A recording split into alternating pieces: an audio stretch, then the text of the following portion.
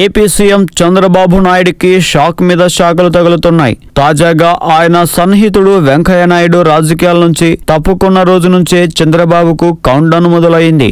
ప్రత్యేక హోదా విషయంలో ఏపీకి అన్యాయం చేసిన కేంద్రం మరో జలకిచ్చినందుకు సిద్ధమైంది. 2024 ఎన్నికల నాటికి కూడా నియోజకవర్గాల పెంపు ఉండబోదని స్పష్టంగా తెలుస్తుంది.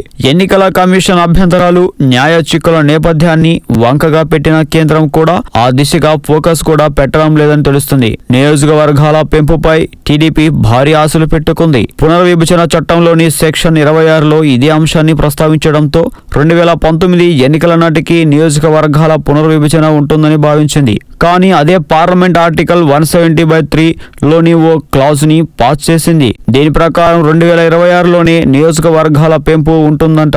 కాబట్టి ఆర్టికల్ 170/3కి రాజ్యాంగ సవరణ చేస్తే తప్ప నియోజకవర్గాల పెంపు ఉండదనేది అర్థమైంది. దీంతో చంద్రబాబు రామ్నాథ్ కోవింద్ ప్రమాణ స్వీకారానికి ఢిల్లీ వెళ్లి హోంమంత్రి రాజ్నాథ్ సింగ్ అపాయింట్మెంట్ తీసుకొని నియోజకవర్గాల పెంపుపై చర్చించారు. అదే వచ్చే ఎన్నికల్లో బీజేపీ స్వతంత్రంగా పోటీ చేసే అవకాశం కనిపిస్తుంది. కానీ తెలుగు రాష్ట్రాల్లో బీజేపీ బలంగా లేదు. దీంతో నియోజకవర్గాలు పెంచితే పార్టీకి బలమైన అభ్యర్థులే దొరికే అవకాశం లేకపోవడంతో అమిత్ షా, మోడీలు వ్యూహం ప్రకారం ఈ నియోజకవర్గాల పెంపును అడ్డుకుంటున్నారని తెలుస్తుంది.